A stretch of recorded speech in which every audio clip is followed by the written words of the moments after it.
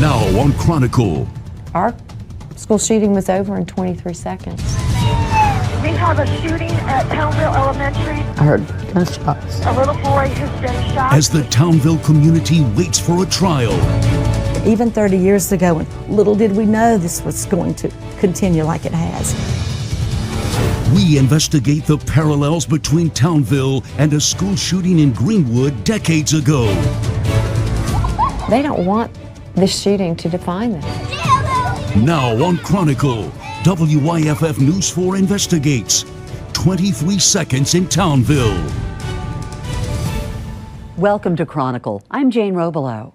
September 28, 2016, bullets sliced through the air at Townville Elementary. On one end of a gun, officers say, a teen who felt isolated, bullied. On the other, first grade students and a teacher headed to the playground. WYFF News 4 investigates. Mandy Gaither explains the 23 seconds that changed countless lives. Anderson County 911 case emergency.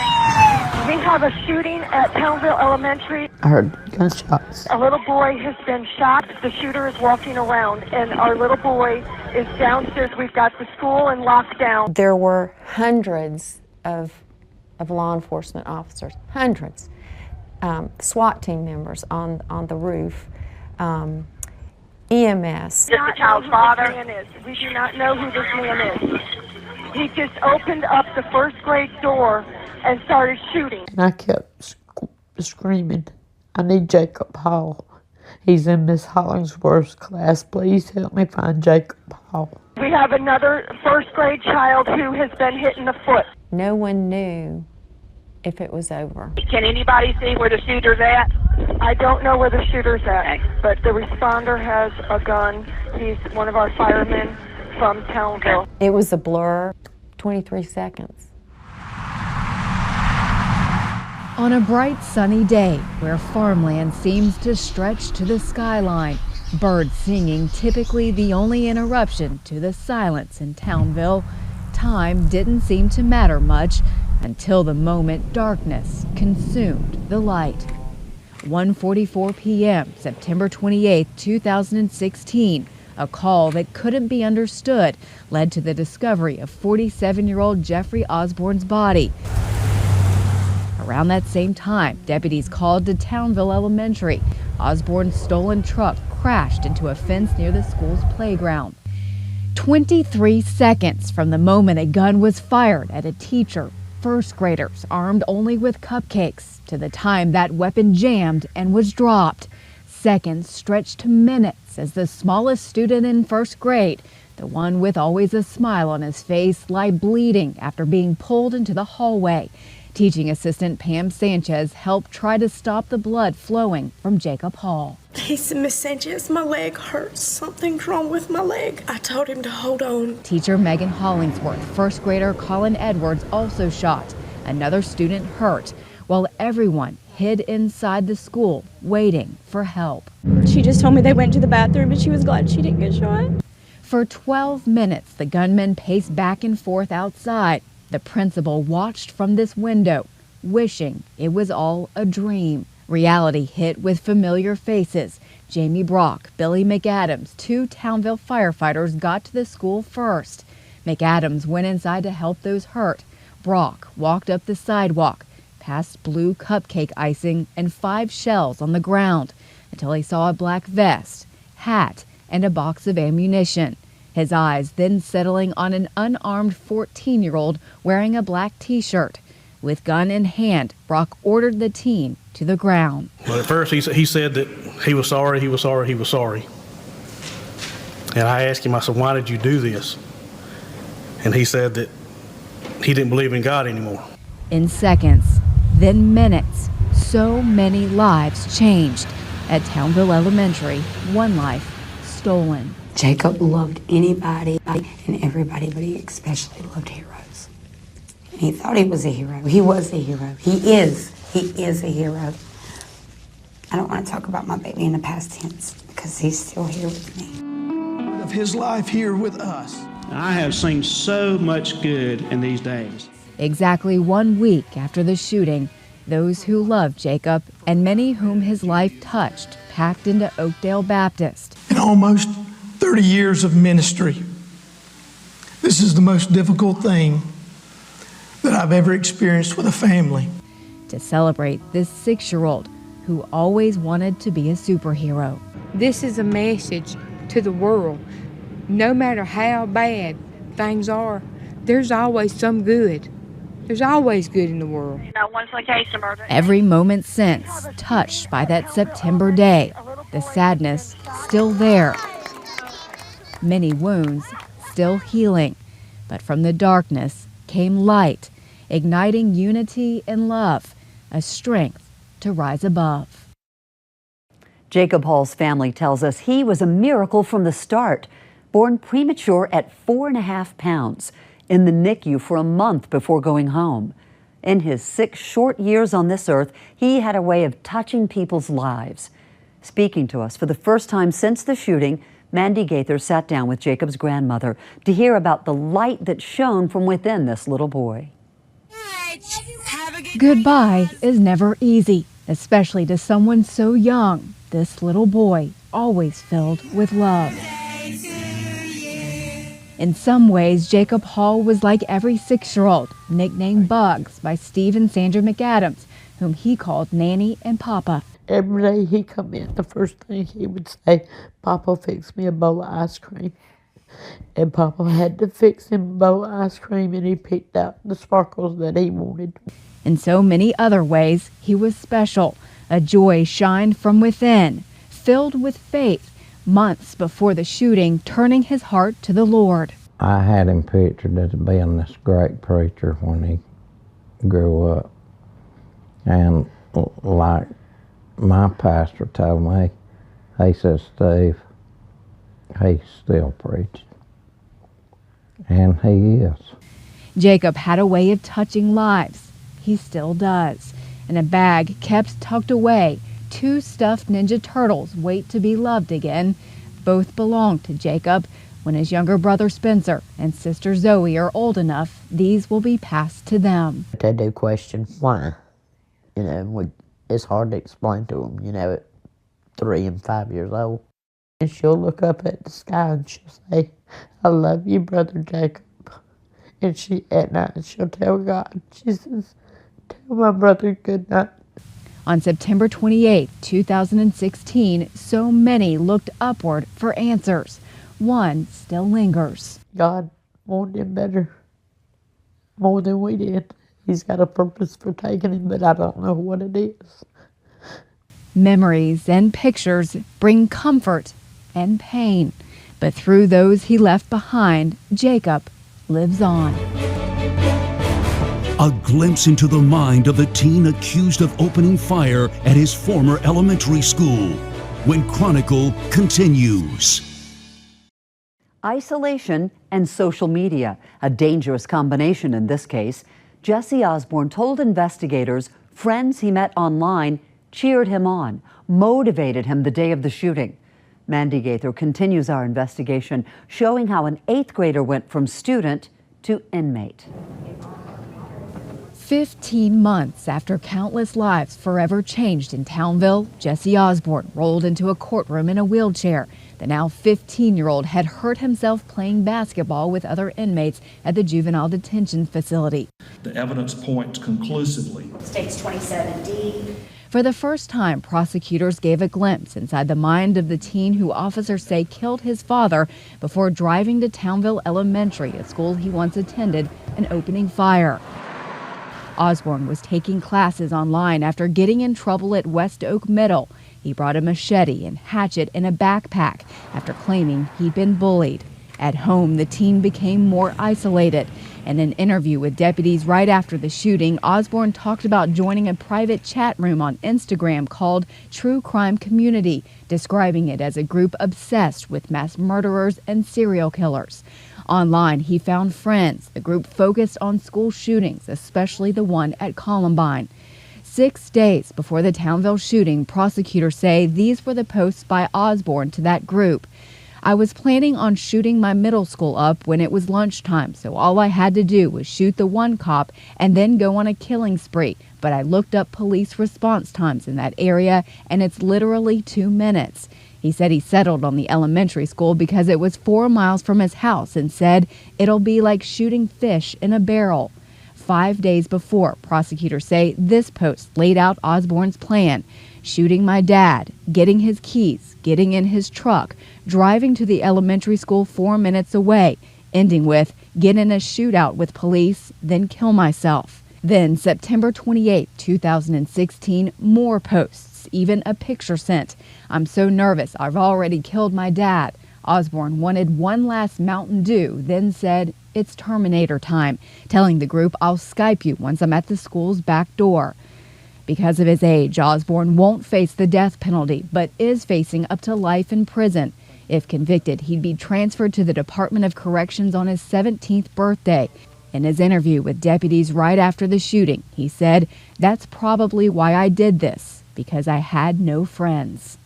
Jesse Osborne's case remains unresolved. Solicitor David Wagner tells us it won't go to court until fall at the earliest. 30 years ago, another school shooting in the upstate. The eerie similarities between that one and the tragedy in Townville. Here in South Carolina, children have died in 2 shootings at elementary schools.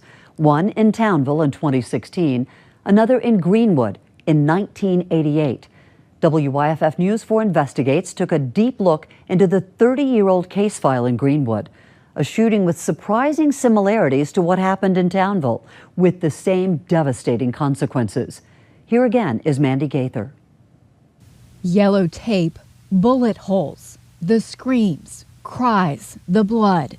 30 years later, still so vivid for those who lived it at Oakland Elementary.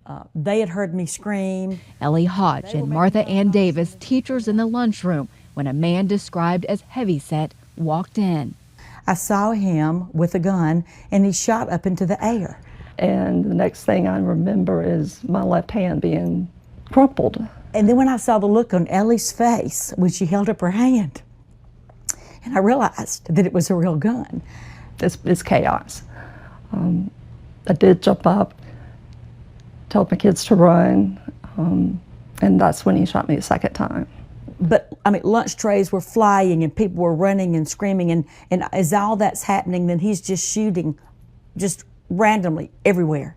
The bullet went in, shattered this bone, and this bone, and then hit me in the neck.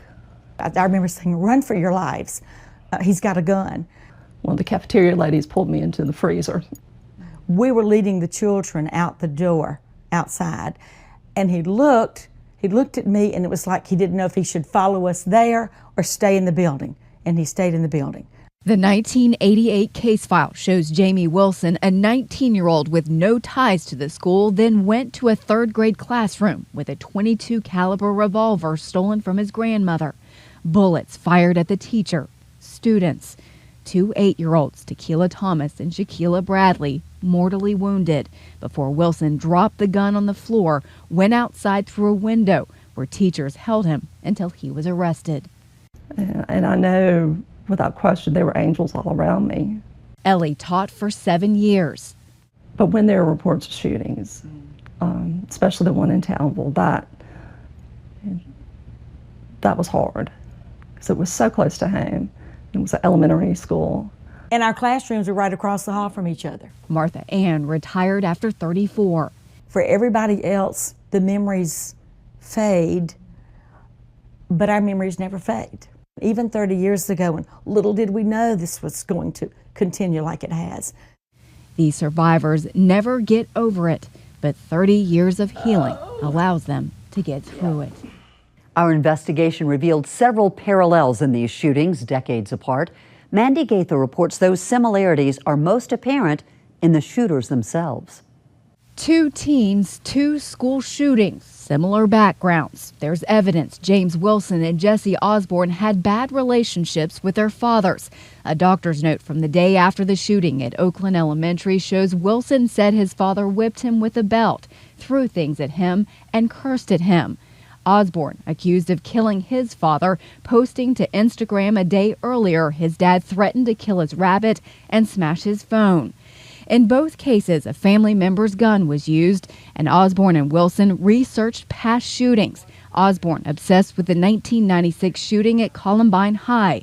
Billy Nicholson was Wilson's attorney. His client had this People magazine article on a 1988 school shooting with him the night before he went into Oakland Elementary. He also had an article about a McDonald's shooting. I believe it happened in California.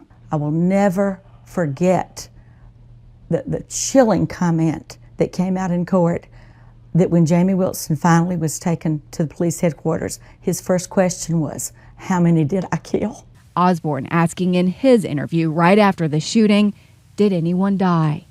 In our investigation, we found in both cases, teachers were the first responders. They spent those first moments trying to stop the bleeding after their students were shot. How love is now building strength in Townville. When Chronicle continues. 5 times in 5 years. Our investigation found 5 incidences across the country where an elementary-age student was shot while at school.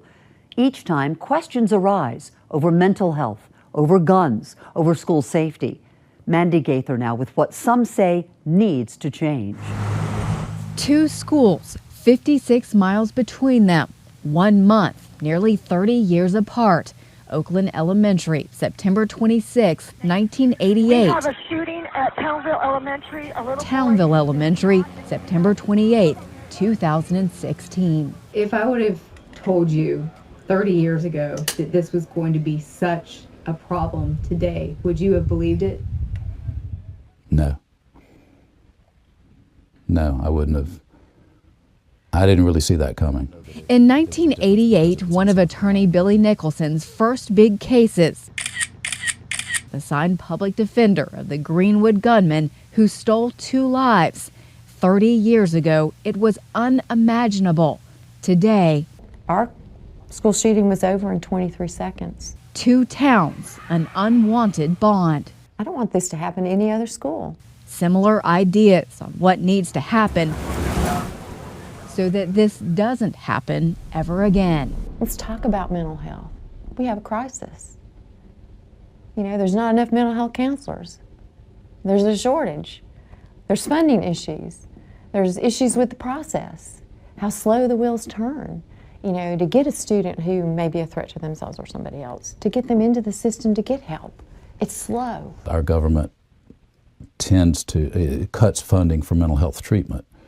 And I think as a nation, we think we're saving money, but it ends up that the people who are mentally ill, cause problems, end up being institutionalized after they commit crimes, and it's still costly to us. Change, they say, still needed at so many South Carolina schools. After the shooting at Townville, a new school resource officer, a fence and gate now help block access.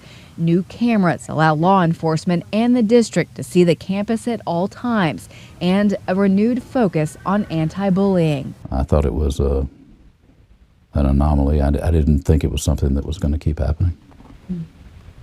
And why is that? It's just such a horrendous act, and the act, I mean, the idea of going into a school, you know, where we think our children are safe, and something like that happening is just, you know, it's not comprehensible. One shooting, too many. Every life, too precious. 2 words have been used to describe the community after this tragedy: Townville strong. The school district was told to expect a sharp drop in enrollment, for test scores to plummet. That didn't happen. In fact, we found students at Townville Elementary outperformed both Anderson District 4 and the state on test scores the year of the shooting. Mandy Gaither now with how this small school has risen above big odds. If a school seems like just a building, I get asked a lot about, you know, what's changed at Townville. Chances are you've never been to Townville Elementary. This is the most amazing elementary school. In a place faced with such sorrow, how do these halls seem so happy? 1 word, 4 letters, love. They don't want this shooting to define them. Look close enough, the scars are still there. hiding under paper flowers in a freshly painted classroom. The broken glass now mended, the broken hearts still being stitched. What wasn't seen before, stuffed animals, now there if needed. Love. You talk about a heart of a teacher? Megan Hollingsworth back at school, her body now healed. She is all about being that teacher and everything that it encompasses. Love from a community and a district, knowing some memories are hard to hide. The shooting took place near the playground. And a new playground soon to be here, designed by students and teachers. We love Jacob. And out of that love for this little boy, buddy benches to be built. A space to forge friendships. Jacob Hall, a friend to all. He was a big part of our family. Never forgotten. While reminders, they had a school dance a couple of months after, still creep up. Balloons were there and one popped, and of course the reaction was everybody hit the floor. Bullets can't bring down a building. Held together with the most powerful mortar money can't buy. There will always be reminders of the shooting in Townville that will make it impossible to forget it altogether. One reminder, the fact that Jesse Osborne still faces a trial. As the community continues to heal, WYFF News 4 Investigates will continue to press for more information in his case. We thank you for joining us for Chronicle, WYFF News 4 Investigates, 23 Seconds in Townville. I'm Jane Robelo.